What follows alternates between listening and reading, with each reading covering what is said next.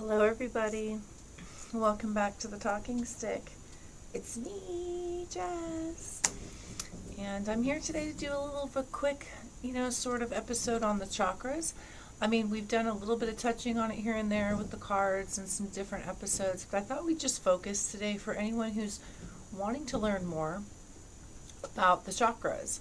It is an ancient concept that is, practiced mostly in, the yogic tradition and practices, but I think has also relevance to like the Chinese meridian theories and stuff like that. So, in ancient medicine, there is this thought process around the energy in the body, the chi, you know. But so we're going to talk about this today a little bit. And so, you guys can better understand these terms if you're at all interested. I apologize. My rent windows, I live in an older house, and it is raining and storming. So I apologize if that is loud. But we're going to go forth here anyway. So you can think of the chakras as places in your body where energy or prana is stored or concentrates or congregates. I like that word, congregates. So while it does actually, have channels that flow called nadi through the body, it is, basically here. Now, there's 7 main chakras, but there are, there's like different schools of thought on it, but there are minor chakras, there are auric chakras, and we may do a continuation episode about like the chakras beyond just the body. But today it's like a sort of a beginner concept. So, we're just going to start with the 7 chakras and kind of talk about and get this sort of ground level. Okay.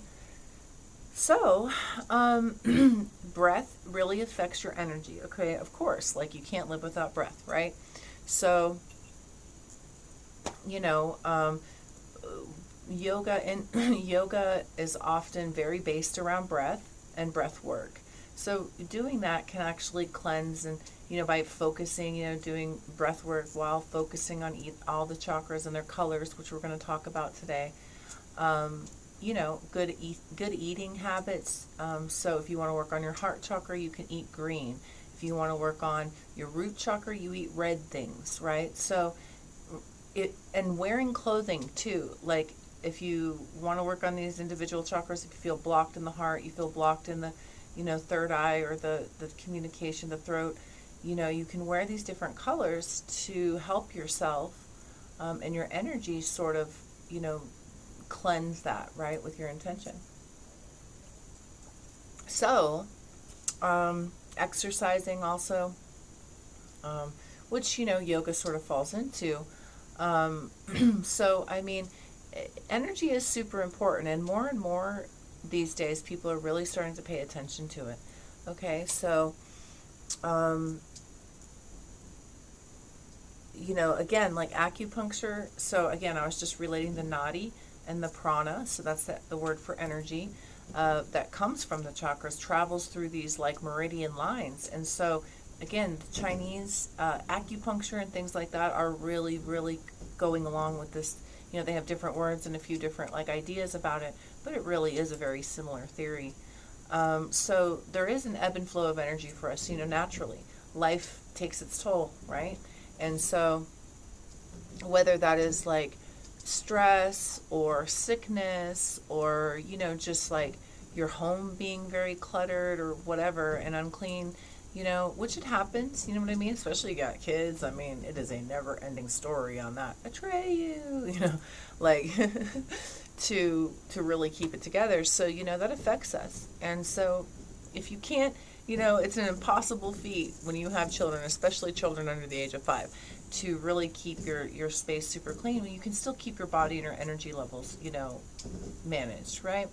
So, the chakras are always, very affected by that. And emotions, you know what I mean? Like emotions are very much part of the energy body. So your mental, your emotion, and your spiritual self is very much housed in these chakra bodies.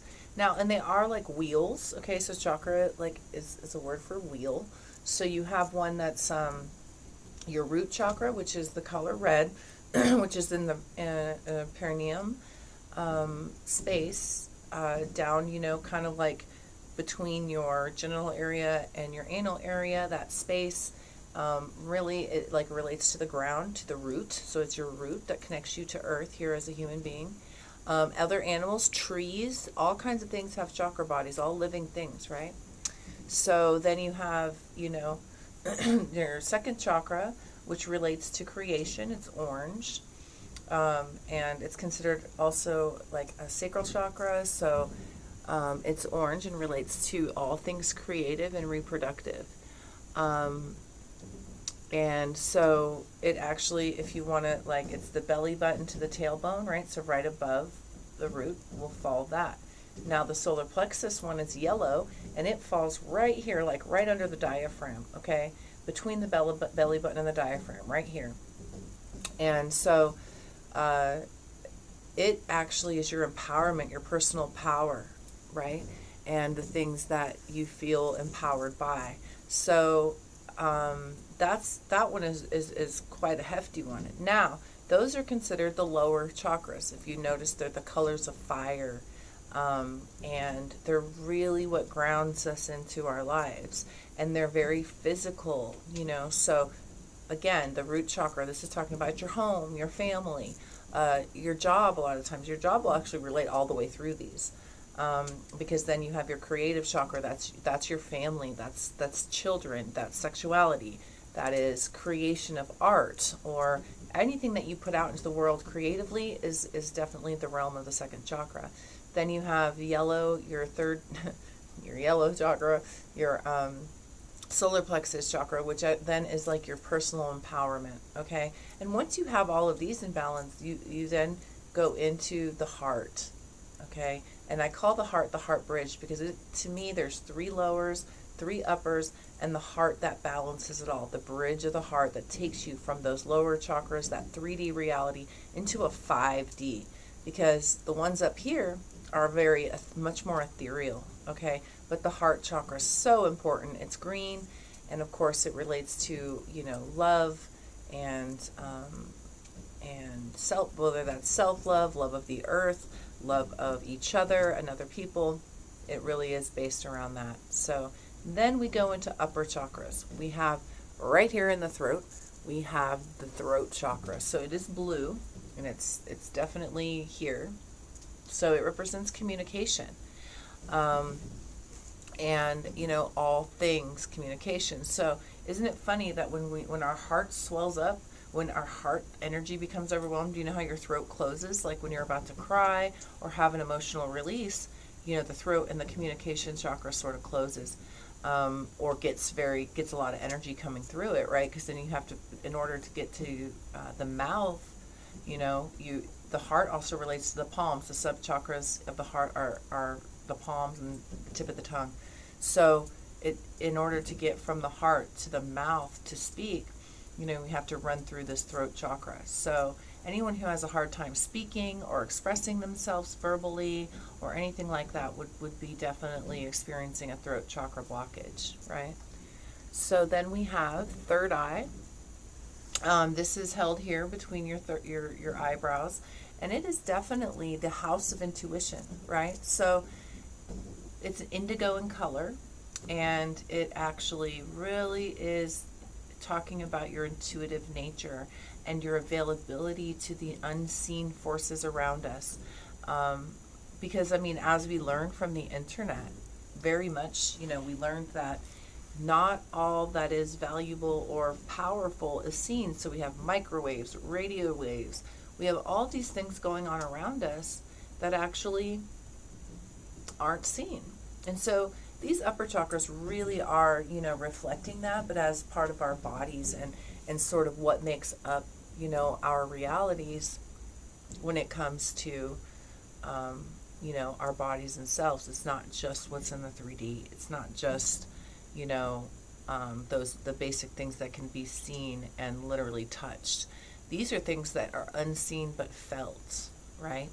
So anyhow, the third eye chakra, I'm sure you've heard of this. It's a lot of it is often referred to as the third eye, just without the chakra word.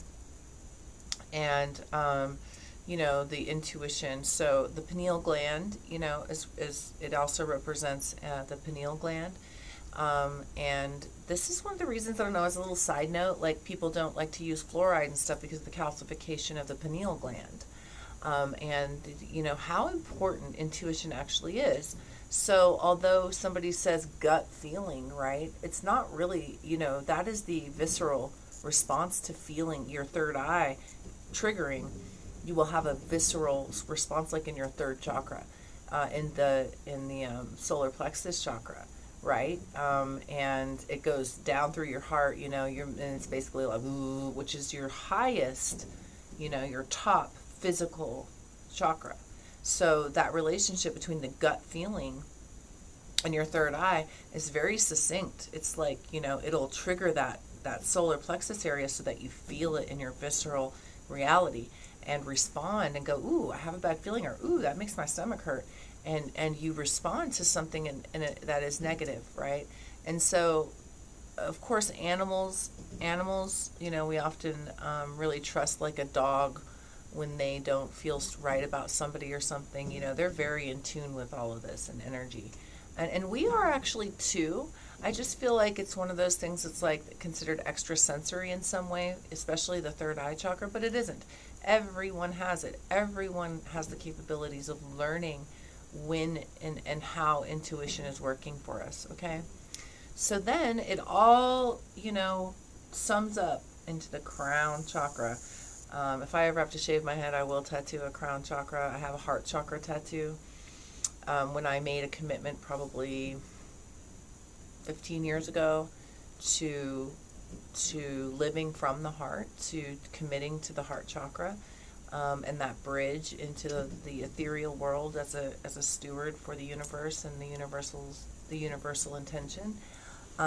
So yeah, I really, the crown chakra is also one that is extremely important, and it's sort of the precipice for our auric chakras and some of these other, more ethereal chakras that we connect to.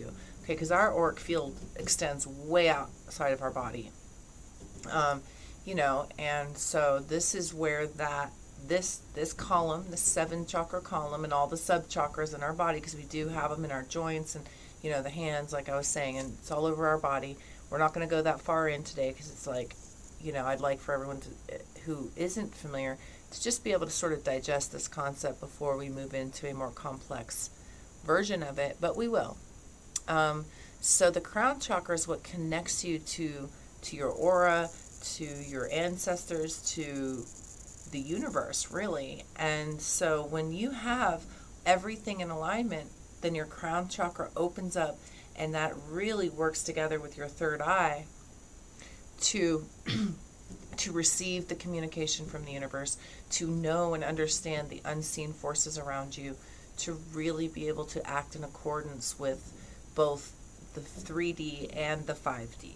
Okay, so if you have any, and so they spin, your chakras spin, and they can get slowed down, they can get sort of mucked up, and they can have a complete blockage, right? And then so say a lot of people are very blocked in the third, the heart chakra, so they sit in that level of empowerment, and they really believe that like what they do in the 3D is the most important thing, like their job, and that makes them who they are, and they really don't pay attention to all this up here.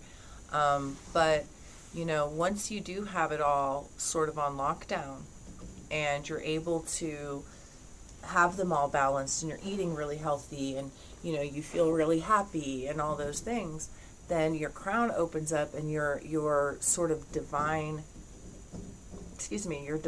purpose will be constantly fed to you. So you'll start to have dreams that are very relatable to, not just like some stressful offload of what's going on for you, but more so like guidance and communication from your higher self and your angels, or whatever you believe is your spirit team, and God, or the universe, whoever and whatever you want to call it, the higher power.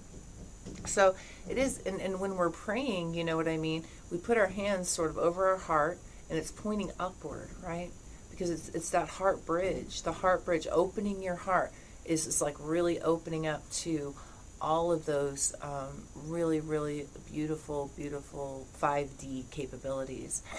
And of course, you know, so like when words as manifesto, I mean, this is something that, you know, I'm a very big believer in, and I don't believe in really bringing into voice and into word some things that you don't want, or you don't, you know what I mean, your fears. And of course you can express your fear, but overly expressing them, really thinking a lot about it, and you know, really can be, you know, a manifesto. So, you know, be very careful about that. But anyway, so yeah, your energy bodies, you know, it's sort of like a spirit, you know, relatable thing, but it is very much part of our physical reality. And like I said, it bridges us into this ethereal and cosmic reality. And so we will another day look into further into the auric field, you know, the chakras out in the auric field around us and above us, and also extenuating into our limbs and go further. But I hope this helped you really understand the chakras in a little bit of a better way. You know, again, yoga, massage, exercise, eating well, being mindful about the colors that you're wearing, breath work, good sleep, like all of these things really do help you be a more balanced, and help all of the energy continually move through these chakras, through the heart and up here, for you to be a whole and present human, right? Okay, so that'll be it for today. And please like, share, and subscribe. I really do appreciate all of you, and you know, want to keep moving forward here. And I would love, love, love, love any suggestions of things that you'd love to talk about or learn more about and sort of discuss. And I can go live with those two so we can talk together. I'd love that. So anybody who's really down for that, let me know. But tomorrow I'm going to come back with circadian rhythms. I'm pretty interested in this. I've just sort of started looking into it, and I think it's super cool. And I'd like to do a little 15-20 minutes on that, just to sort of clarify, because I mean, everybody kind of knows that it like has to do with sleep, but I don't know how much more we all know about it. I know I didn't know much more until I started looking into it. So join me tomorrow for that. All right, guys, and I appreciate you so, so much, and I will see you on the flip. Okay, bye.